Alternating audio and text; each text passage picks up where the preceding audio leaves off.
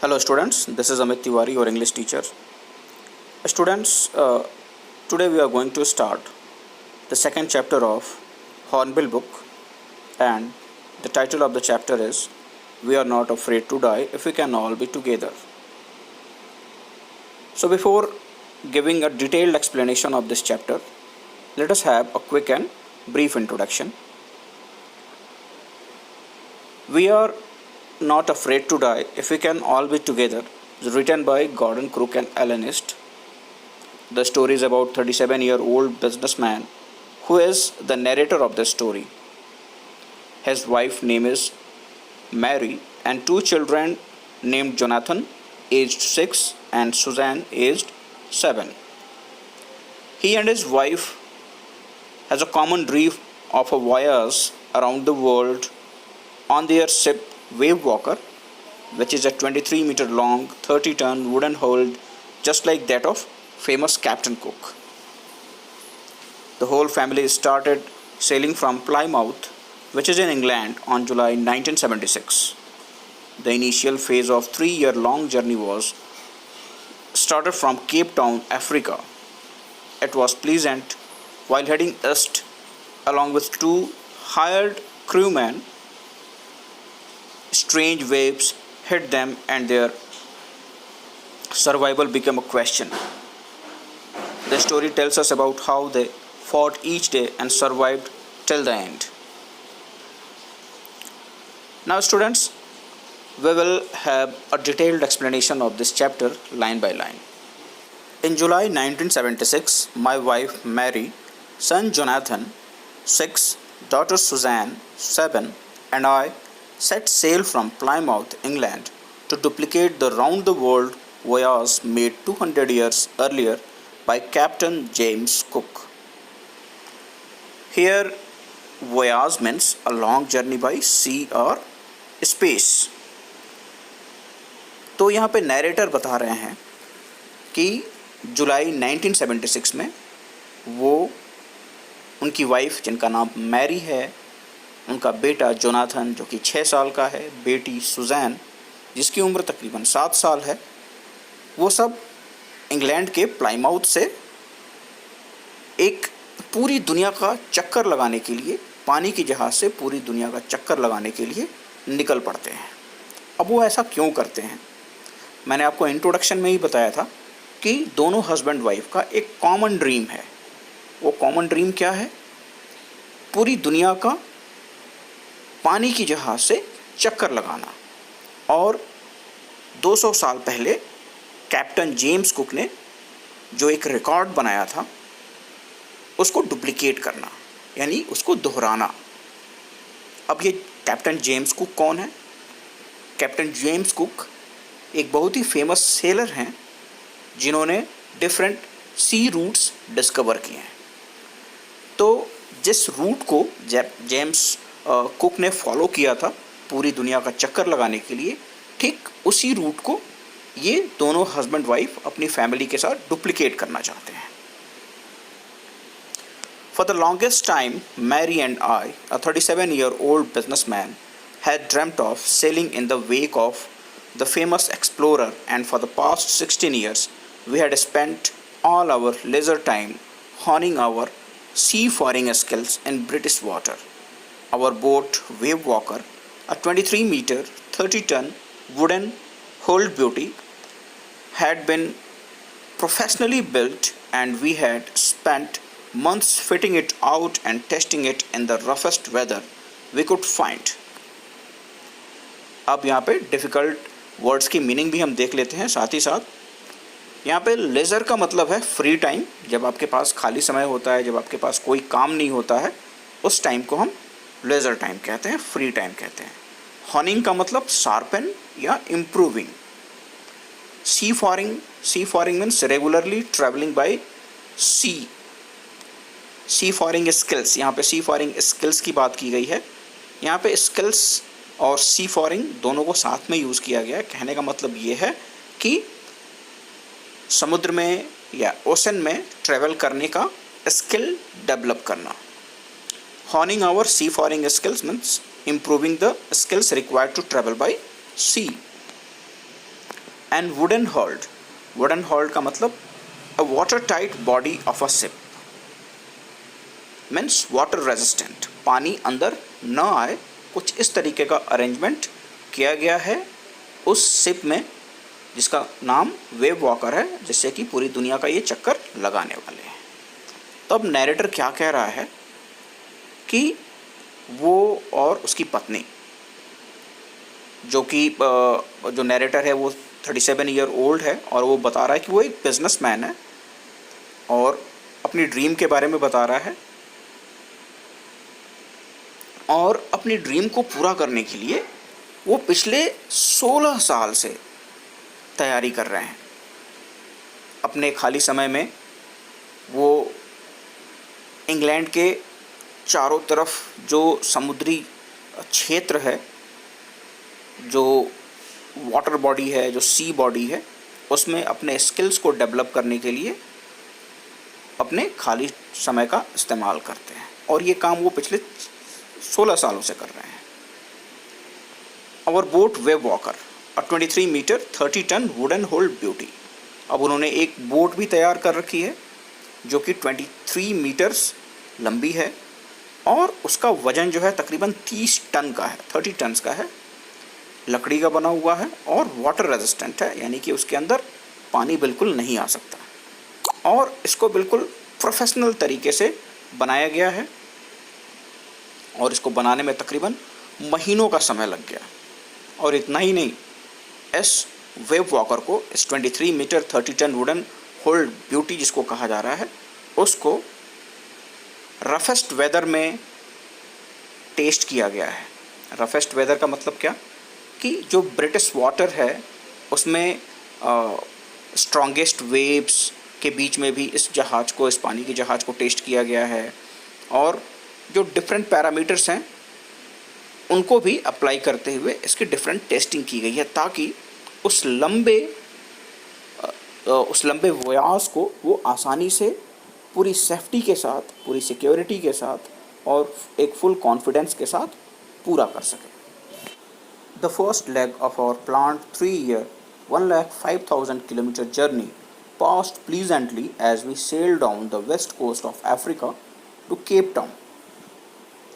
अब नैरेटर ये बता रहा है कि उसकी जो 3 साल की प्लान्ड 1,05,000 किलोमीटर की जर्नी है, उसका जो पहला पड़ाव है वो बहुत ही प्लीजेंटली पूरा हो चुका है।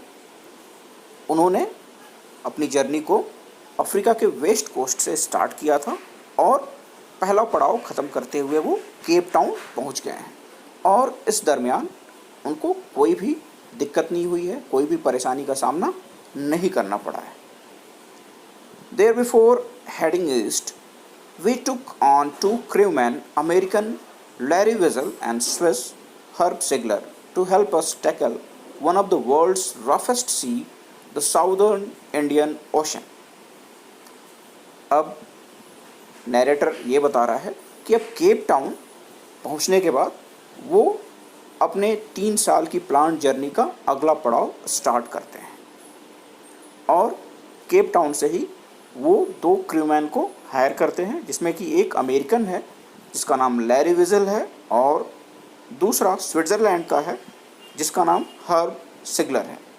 और वो इन दोनों को इसलिए हायर करता है क्योंकि दुनिया के जिस हिस्से में अब वो अपने सी जर्नी को स्टार्ट करने वाले हैं वो बहुत ही रफेस्ट पार्ट है और उसका नाम क्या है, साउदर्न इंडियन ओशन। आप सबको भी पता होगा इंडियन ओशन में काफ़ी ज़्यादा तूफ़ान वगैरह आता रहता है। अक्सर आप सुनते होंगे कि बे ऑफ बंगाल या बंगाल की खाड़ी से तूफ़ान उठ रहा है, उड़ीसा के कोस्टल एरियाज़ को हिट किया या डिफरेंट स्टेट्स के कोस्टल एरियाज़ को हिट किया। तो इस तरीके से बहुत सारे तूफ़ान वगैरह आते रहते हैं इस पार्ट ऑफ द ओशन के। तो इसलिए ये जो जर्नी है ये बहुत ही कठिनाइयों से भरी हुई होने वाली है और उसमें उनकी मदद के लिए जो नैरेटर है वो 2 क्रूमैन को हायर करता है, लैरी विजल और स्विस हर्ब सिगलर को। On our second day out of Cape Town, we began to encounter strong gales. Gales का मतलब होता है strongest wind. For the next few weeks, they blew continuously. Gales did not worry me, but the size of the waves was alarming, up to 15 meters, as high as our main mast. Students, यहाँ पे मास्ट का मतलब होता है मस्तूल. हिंदी में मास्ट को हम मस्तूल बोलते हैं. और यहाँ पे आप देख रहे हैं शिप में एक वर्टिकल पोल खड़ा है, उसके जैसे दो पोल्स और खड़े हैं जिसमें कि डिफरेंट कैनवास एक हॉरिजेंटल रॉड के मदद से और कुछ रस्सियों की मदद से बंधे हुए हैं. तो जो वर्टिकल पोल्स खड़े हैं उन्हीं को हम मास्ट बोलते हैं. अब नैरेटर बता रहा है कि केप टाउन से निकले हुए उनको 2 ही दिन हुए हैं अभी, या दूसरे दिन ही उन्होंने बहुत ही तेज़ हवाओं का सामना किया. हवाएं बहुत तेज़ी से चल रही थी, बहुत स्ट्रॉन्ग विंड्स ब्लो कर रही थी. और ये जो हवाएं हैं, जो तेज़ हवाओं का चलना है, वो तकरीबन आगे आने वाले 2-3 हफ्तों तक जारी रहे. अब नैरेटर बता रहा है कि ये जो हवाएं हैं, जो गेल्स हैं, वो उनके लिए चिंता का विषय नहीं थी.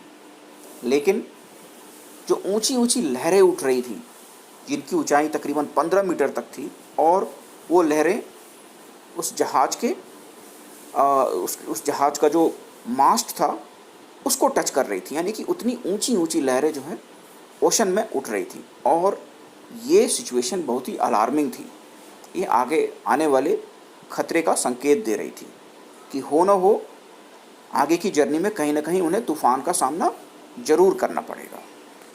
December 25 found us 3,500 kilometers east of Cape Town. Despite atrocious weather, we had a wonderful holiday, complete with a Christmas tree. New Year's Day saw no improvement in the weather, but we reasoned that it had to change soon. And it did. And it did change for the worse. At dawn on January 2, the waves were gigantic. We were sailing with only a small storm jib and were still making 8 knots. As the ship rose to the top of each wave, we could see endless enormous sea rolling towards us, and the screaming of the wind and spray was painful to the ears. To slow the boat down, we dropped the storm jib and lashed a heavy mooring rope and a loop across the stern. Then we double lashed everything, went through our life raft drill, attached lifelines, donned oilskins and life jackets, and waited. अब narrator क्या कह रहा है कि 25 दिसंबर को, जबकि वो 3,500 kilometres Cape Town के ईस्ट से आगे बढ़ चुके थे, वेदर अभी भी बिल्कुल वैसा ही ख़राब था. Air atrocious means bad, of a very poor quality. तो वेदर में कोई भी इम्प्रूवमेंट नहीं हुआ था. लेकिन ख़राब वेदर के बावजूद उन्होंने एक बहुत ही वंडरफुल हॉलीडे स्पेंड किया, क्रिसमस सेलिब्रेट किया. उन्होंने क्रिसमस ट्री भी सजाया. तो इस दिन भी वेदर में कोई भी इम्प्रूवमेंट दिखाई नहीं दे रहा था. लेकिन फिर भी उन लोग को होप थी कि कहीं ना कहीं आगे वेदर ज़रूर सही हो जाएगा, वेदर में इम्प्रूवमेंट होगा. वेदर में चेंज तो हुआ, लेकिन वो चेंज क्या था? चेंज ये था कि वेदर और ज़्यादा ख़राब हो गया. हवाएं और तेज़ी से चलने लगी और जो तूफ़ान का डर था और कहीं ज़्यादा बढ़ गया. At dawn on January 2, the waves were gigantic. 2 जनवरी को जो वेव्स थी, जो ओशन में वेव्स उठ रही थी, जो लहरें उठ रही थी, वो बहुत बड़ी बड़ी थी. Gigantic. Gigantic means huge, of a big size. And we were sailing with only a small storm jib and were still making 8 knots. Knot means यहाँ पे जो भी स्पीड होती है शिप की ओशन में, उसको हम नॉट से डिनोट करते हैं. Knots means nautical miles. तो नरेटर क्या कह रहा है कि उनके शिप में हालांकि जिब्स तो ढेर सारी थी, लेकिन एक छोटे से जिब को ओपन करके वो सेल कर रहे थे, लेकिन फिर भी हवाओं की रफ्तार इतनी तेज़ थी कि उनके शिप की जो स्पीड थी वो तकरीबन 8 नॉट्स थी। अब जिब क्या होता है इसे हम समझ लेते हैं। सपोज़ ये एक शिप है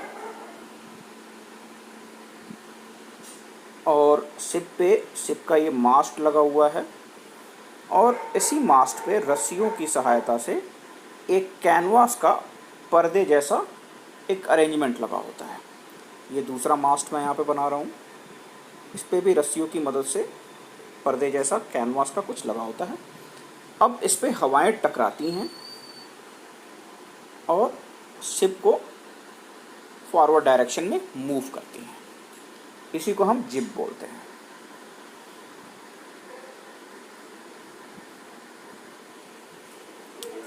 तो नैरेटर क्या कह रहा है कि एक स्मॉल जिब की मदद से वो सेल कर रहे थे अपने शिप को, लेकिन फिर भी उनके शिप की जो स्पीड थी वो 8 नॉट्स थी। और जैसे जैसे लहरें ऊंची ऊंची उठ रही थी, उनकी शिप एक लहर पे जैसे ही लहर के टॉप पे चढ़ती थी तो उनको चारों तरफ समुद्र में बड़ी बड़ी लहरें दिखाई देती थी। ऐसा लगता था कि बहुत सारे ओशंस जो हैं एक ही जगह इकट्ठा हो गए हैं और जो समुद्र के पानी का जो वॉल्यूम है वो बहुत ज़्यादा बढ़ गया है। और जो हवाएं बह रही थी उनके बहने की वजह से जो तीखी और तेज आवाज़ आ रही थी वो उनके कानों में दर्द पैदा कर रही थी, और हवाओं के साथ जो लहरों की जो छींटें पड़ रही थी वो भी बहुत तेज़ थी। Slow the boat down, we dropped the storm jib and lashed a heavy mooring rope in a loop across the stern. Ship के स्पीड को स्लो डाउन करने के लिए हमने स्टॉर्म जिब को खोल दिया। Then we double lashed everything, went through our life raft drill, attached lifelines, donned oilskins and life jackets and waited. अब यहाँ पे mooring का मतलब होता है the ropes, chains or anchors by or to which a boat, ship or buoy is moored.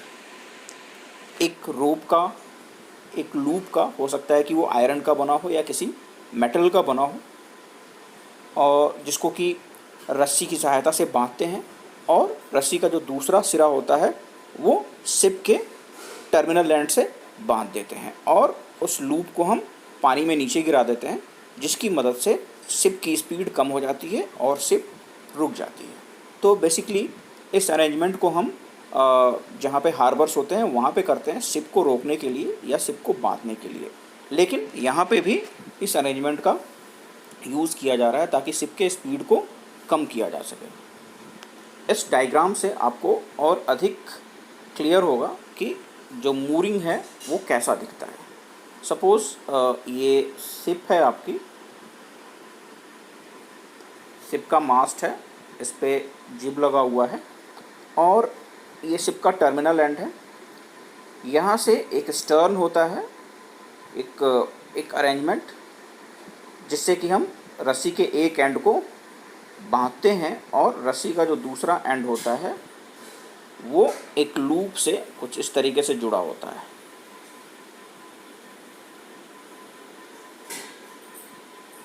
ठीक है, तो इसको हम एंकर भी बोल सकते हैं, और इसी को हम पानी के नीचे डाल देते हैं। इससे क्या होता है, शिप की स्पीड जो है स्लो डाउन हो जाती है। तो इस तरीके से नैरेटर ने शिप के स्पीड को स्लो करने की कोशिश की। Then we double lashed everything, उसके बाद उन्होंने हर एक चीज़ को अच्छे से बांध दिया। डबल लैस्ट का मतलब कि अच्छे से गांठ लगा देना ताकि कोई भी चीज़ इधर उधर न हो। Went through our life raft drill, attached lifelines, donned oilskins and life jackets and waited. अब यहाँ पे डॉन्ड का मतलब पुट ऑन और वोर, लाइफ स्किन्स मतलब heavy cotton cloth waterproof with oil.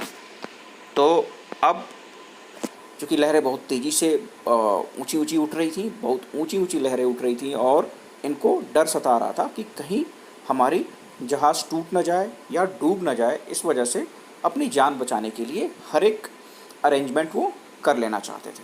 उन्होंने ऑयल स्किन से बने हुए कपड़ों को या जैकेट को पहन लिया। ऑयल स्किन जैकेट्स कुछ ऐसे जैकेट्स होते हैं जिसको कि ऑयल की कोटिंग करके वाटर प्रूफिंग की जाती है। इसकी मदद से पानी को रिपेल किया जा सके, और जो भी जान बचाने से संबंधित जो भी अरेंजमेंट्स थे उन लोगों ने कर लिए।